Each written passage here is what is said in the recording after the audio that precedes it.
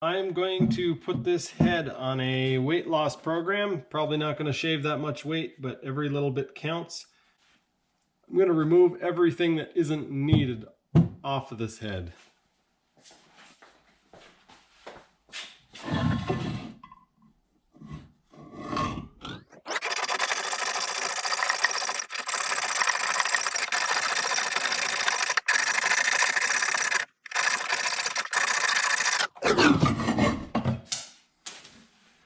I guess before we go too far with it, I should weigh the head and see what it actually weighs. It is 4 pounds 15.5 ounces.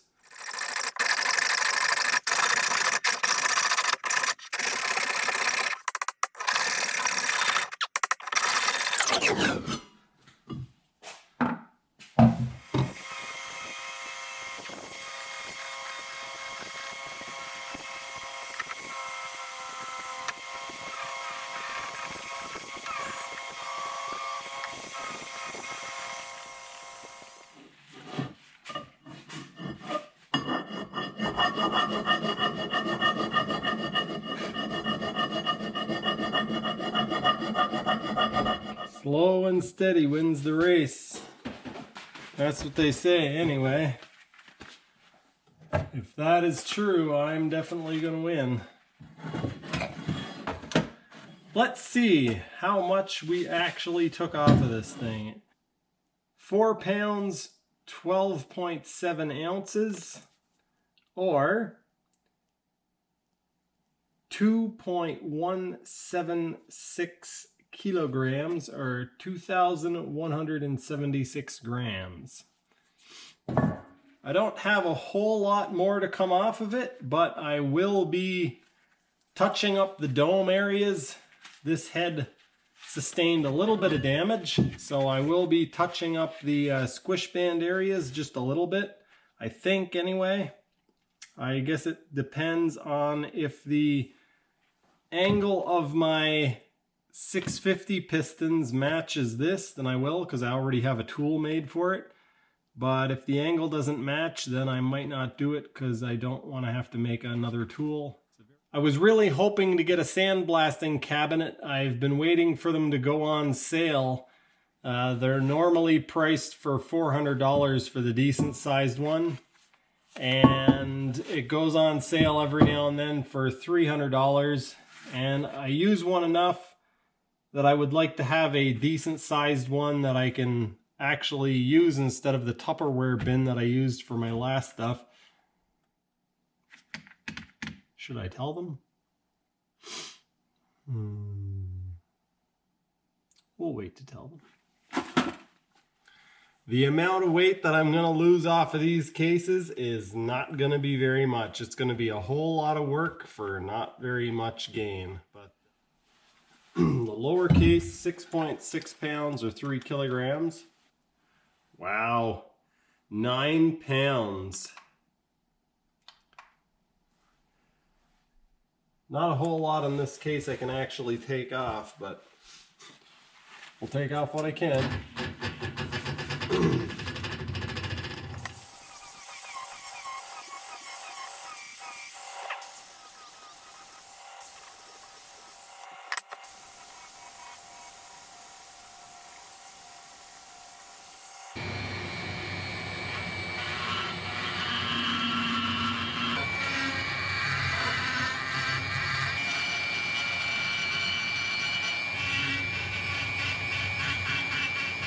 I don't remember how much these things weighed. I think this was 5 pounds and this was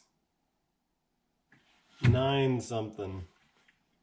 4.05 kilos, 8.9 pounds.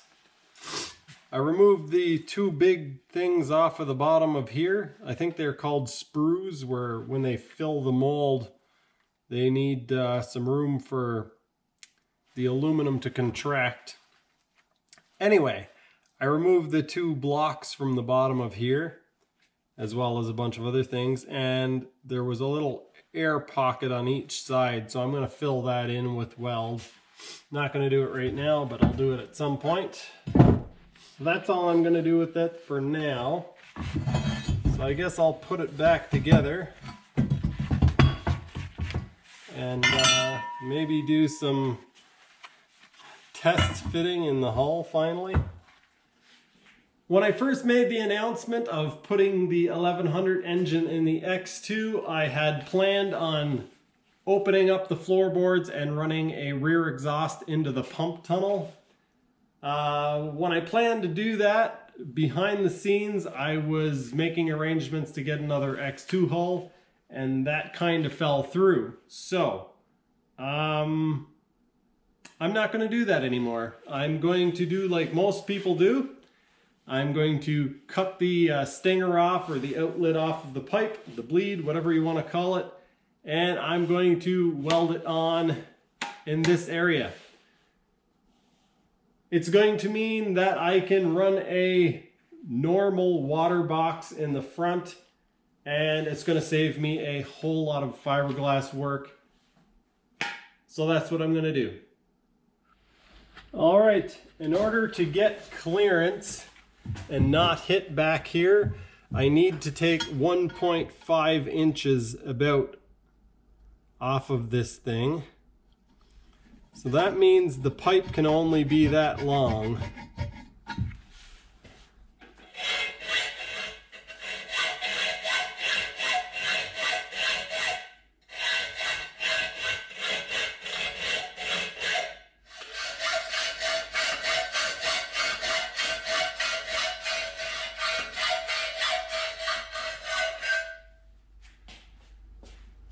Wow, that's thick.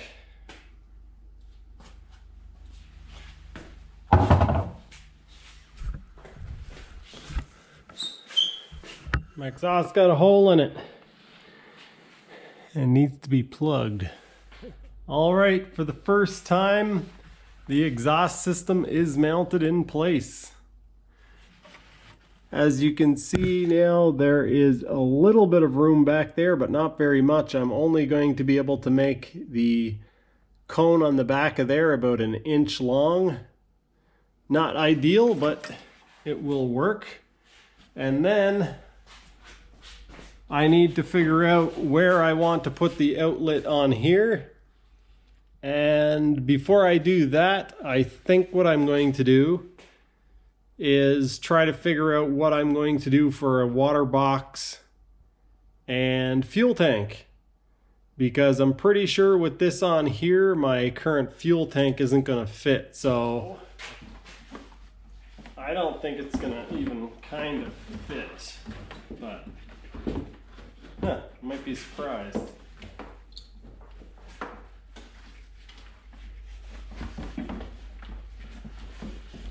Maybe if I try it this way.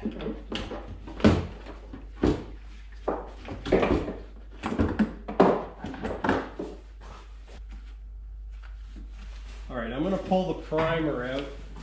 It's what it's hitting right now. I don't know how much I actually talked about this. I was considering building another fuel tank, but I'm thinking a plastic one would be a lot lighter. If I can find something that's about the same size but that will fit in better. I'm planning on relocating the battery. I don't think I've talked about that, but I'm hoping to get a lithium-ion battery and actually put it in here. What I'm probably going to do is go and search for a fuel tank. I'm going to remove the battery box from inside here, which means cutting and grinding because it's actually part of the hull. And yeah, I'm going to build my own water box more than likely. So the next thing you guys see might be me cutting apart the original water box so I can copy the design of it. This is going to get filled in before the next riding season, so instead of putting it off, I'm going to get my jigsaw and I'm going to cut this out now.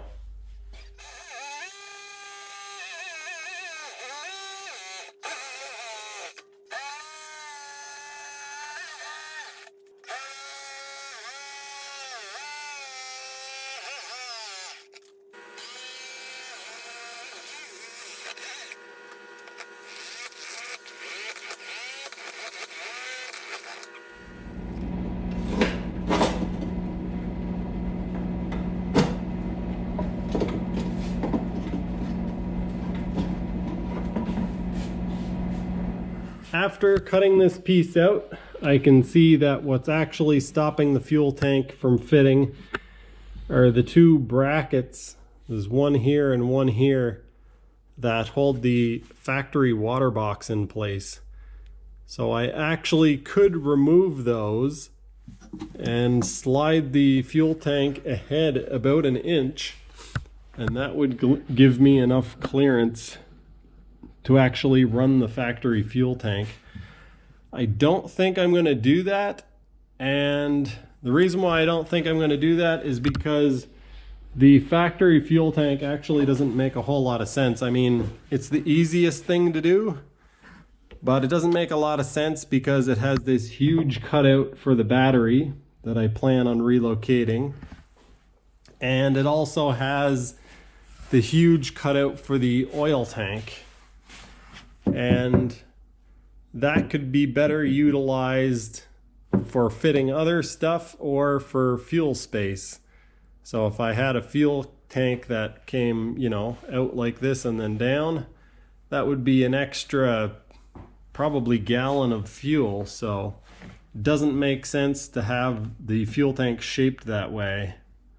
I'm looking at the exhaust and where my surf brace hooks up, and it's pretty tight. I'm wondering if I'm actually going to have clearance there. Oh yeah, it's actually going to work. Not a lot of clearance, but almost a 1/4 inch-ish. Heavy. I'm going to weigh this thing just to show you guys how much this stupid thing weighs. 4.8 kilos, 10.6 pounds. Okay, that's what it is. 3 pounds, 5.1 ounces for both of those mounts. For those of you in metric, 1,508 grams, 1,508 grams. So the muffler itself, without any hoses or anything, 5.6 pounds. 2.55 kilos.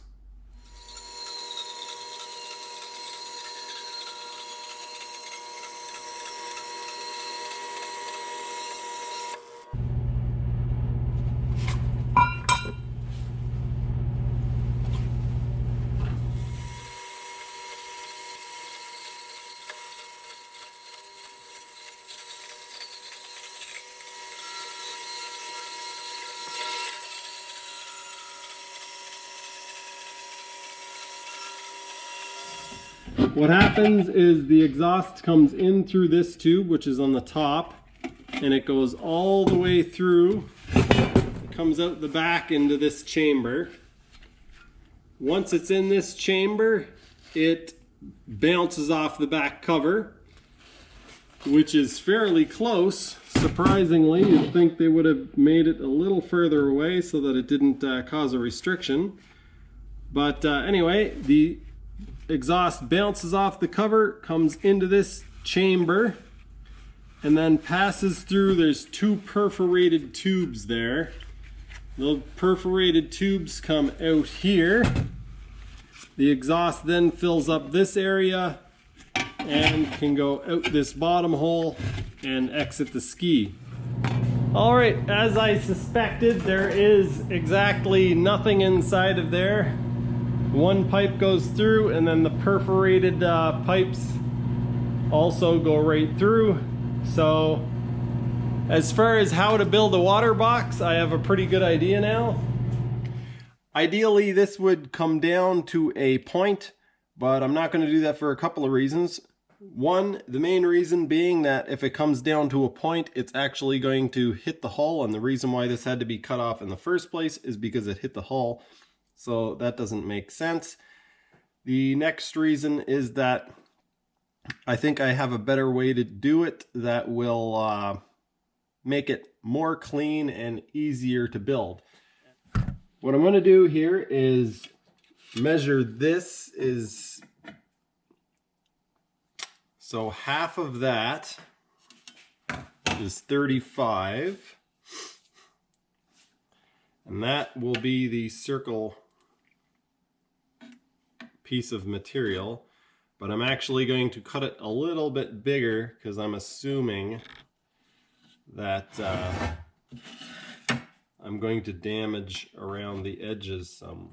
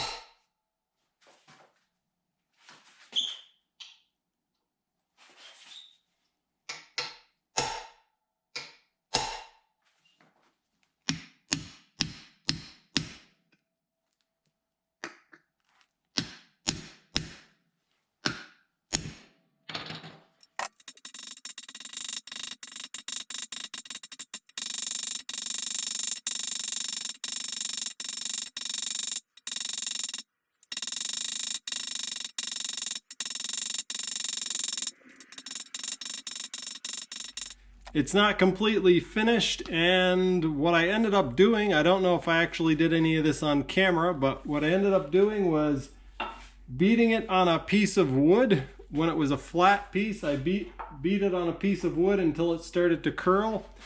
Then I tried it on the cylinder until it got to the diameter that it got stuck in the cylinder. And then what I did was just put it on top of here. I had to anneal it a few times throughout the process, but I basically just kept doing this.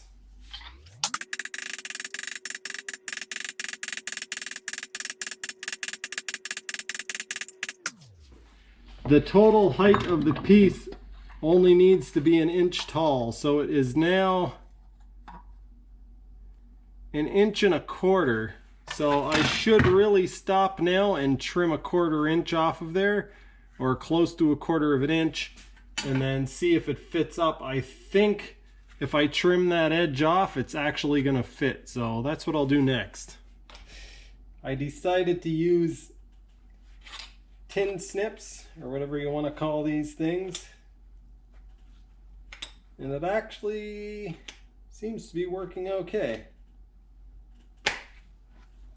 I'm gonna have to,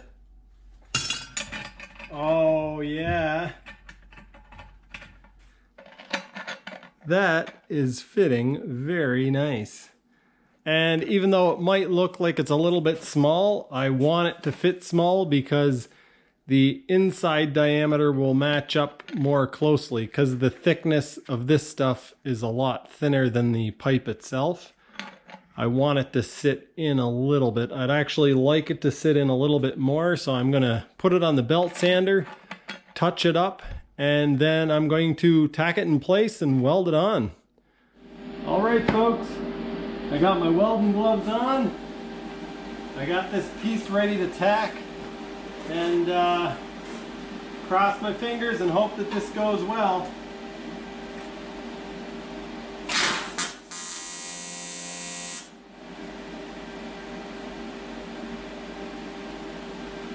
First tack was successful, which usually doesn't happen.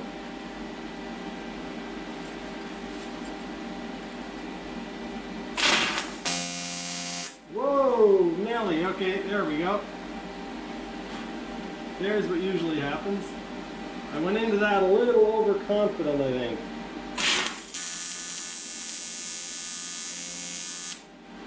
There we go. Okay, I should be able to take care of that. I basically just floored the foot pedal and went in with 185 amps. That was kind of stupid of me. I'm going to put one more tack over here and then see if I can get started welding.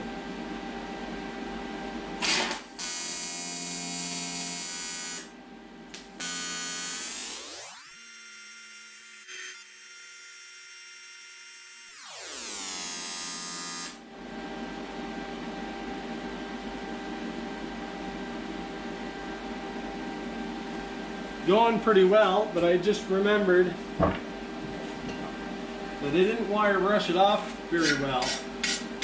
And by very well, I mean at all.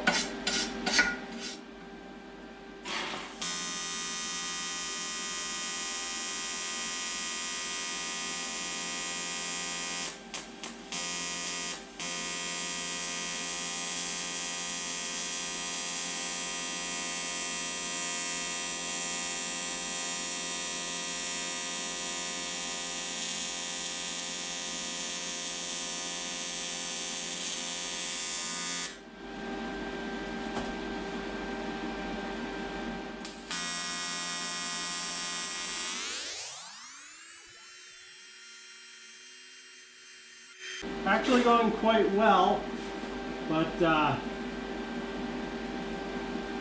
gotta focus more heat on the pipe itself.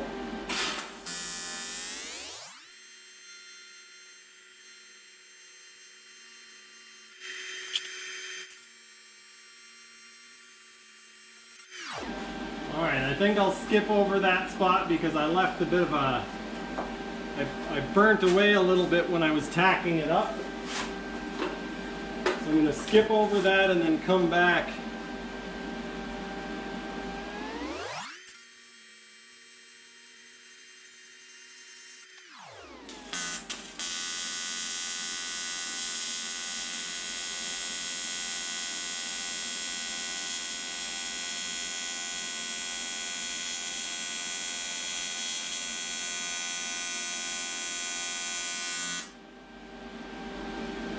All right.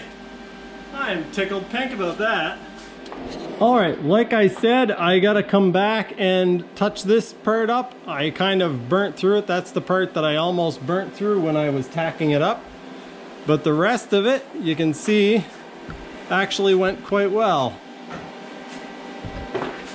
I'm going to sand this down and then probably run another bead over it because I want to make sure that, one, it's sealed up really well, and two, I got good penetration so that there's a nice transition on the inside.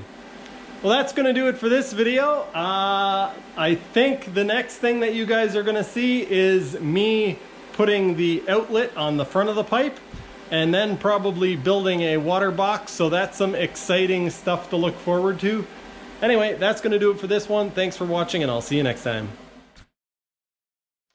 All right, come on. Who thought I really wasn't coming back to show you how well the pipe fit? Also, I decided to leave the weld. I just went over it, heated it up, and made sure that it was all completely sunk in. So yeah, pretty happy with that. Let's fit the pipe back into the X2 and hopefully we have clearance. Oh man, it's gonna be close. I might actually have to dent the piece that I welded in. That is very close. I'm gonna have to move everything as far forward as I can, the engine on the plate and the plate on the mounts, just to make sure that that doesn't have any rubbage. But yeah, I'm pretty happy with that. Turned out really clean, fits in there really nice. This time, it really is the end of the video. Thank you all for watching, and I will see you next time. I can't see.